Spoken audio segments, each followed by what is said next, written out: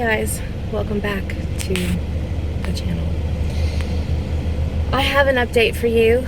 I look a hot mess. That's not the update, but I wasn't going to put makeup on because right now I just end up wiping it off. I'll lose the mascara and eyeliner pretty quick, and really I'm at home. I just got out for a minute to run an errand, about 10 minutes from the house for a second, and it felt good to get out. The air conditioner in the car feels amazing. It is 92 degrees outside with a heat index of 102. Our air conditioner needed a Freon boost, so it was hot in the house too, but the repair guys just left, and the house should be cooling off pretty fast. I wanted to come update you guys on my husband. You probably can already know what I'm going to talk about because of the title or the thumbnail. I'm not sure how I'm going to address this. But I have an update. This week. Today's only Saturday, Sheila. Earlier this week, I don't remember if it was Monday or Tuesday. I really think it was Tuesday. I'd have to go back and look at the dates. On Sunday, they told us that his lungs were doing better and that they probably were not going to do the biopsy that they were going to do, or they wanted to do. And he was holding oxygen much better on his own, was able to be weaned down from a 10 to a 5. And we thought things were looking up. His confusion was starting to go away. It wasn't as bad. He desperately wanted to come home. That was something we battled every day when I left.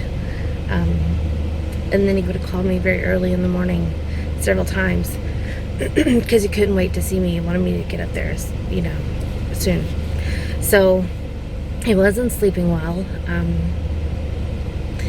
Anyway, so the next day they decided they were going to do the biopsy anyway. They just want to clear out to make sure that what they were looking at was not a tumor. So the next day after that, the pulmonologist came in and pretty much confirmed our fear that he definitely had lung cancer. And he left it at that, but he called me out of the room into the hall, and he explained that it was not good at all. The prognosis was heartbreaking.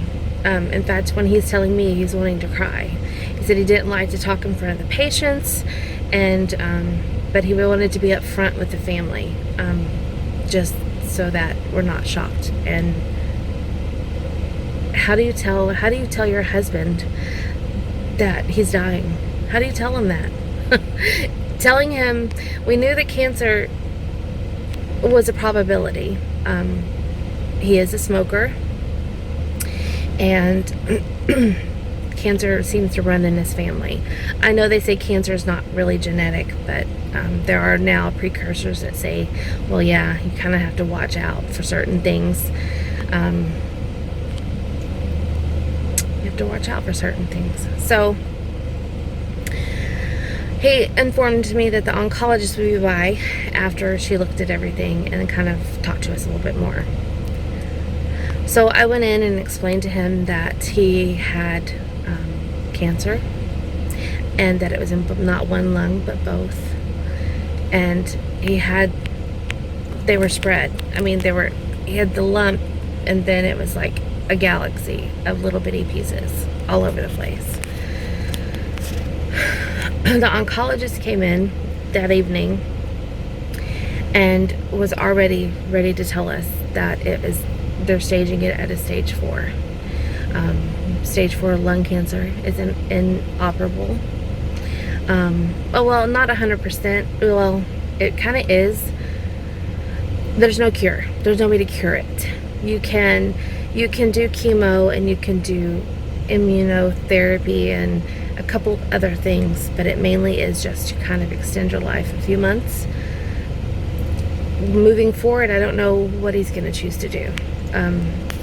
As his wife, I have to support him and his decision. And I am surprised that I'm not crying right now, because I have bawled like every day since then. Last night, I lost it. I kind of had a moment to myself for the first time after we got the news, and was able to process things. And I had those questions that popped up that I'm still processing. This has been my best friend for 28 years. We've been at the hip. And I don't know how to live without him. So for right now, we are celebrating every day we have together. He's feeling better. He's home. We're home, by the way. They wanted to send us to another center, but we came home. He just wanted to see the kids. We knew we needed to tell the kids. And that was probably the hardest thing he has ever done. He led that conversation, and we never sugarcoat things with the kids, and we are always very open. We didn't tell anybody. We told a couple people privately, but we really didn't put it on social media until we told them. And the only reason we put it on social media was for prayer and support. And a lot of our friends, we have a ton of friends on Facebook, and that's the only place I've really shared. I'm sharing now on my channel because I don't know what's coming. I don't know what you're going to see.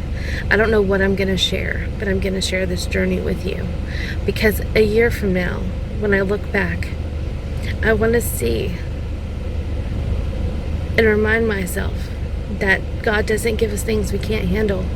And when we get things that we think we can't handle, and we're wondering why this, and we question if we can even handle it, God's right there along the way. He's there to give us the strength and the courage. Where we haven't given up hope. We believe in miracles. But I'm also not being naive and going to be shocked. You know, I still have kids at home. I have a grandbaby on the way. Oh, by the way, it's a girl. We found that out today. So I have a little granddaughter on the way, and that little girl is going to be my hope and a little extra joy at the end of the year, and what will likely get me through a very difficult time. We will be going back to the oncologist sometime this week for a full exact report to know exactly what we're looking at. We don't know what kind it is, if it's non-small cell, if it's small cell, none of that. Both doctors, the pulmonologist and the oncologist, gave us pretty much a grim look at what's ahead. When they tell you that you have 6 months to a year, maybe a year and a half, there's a lot to do in 6 months. She did make a point to remind us to, at the end of every day, make sure that you've loved every minute of it. And it's such a good reminder for us all, because none of us know when our last day is going to be. He might be taken out by cancer. Someone else might be taken out by a car wreck. At least right now, it's like preparing for a hurricane. I would rather prepare for a hurricane that might not hit than to have to rush and try to run from a tornado. And it's the only way I can express how I'm feeling. At least with this diagnosis, I have time. I have a little time to plan, to prepare, to figure things out. Not on my own. But God is showing me every day in so many little ways that He's got me. He's got me. He's got Joel. And He's got us. And He's got this. He created us. He knows what we need before we even ask.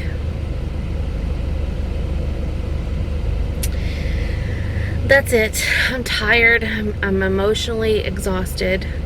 And I am probably going to enjoy my husband this evening.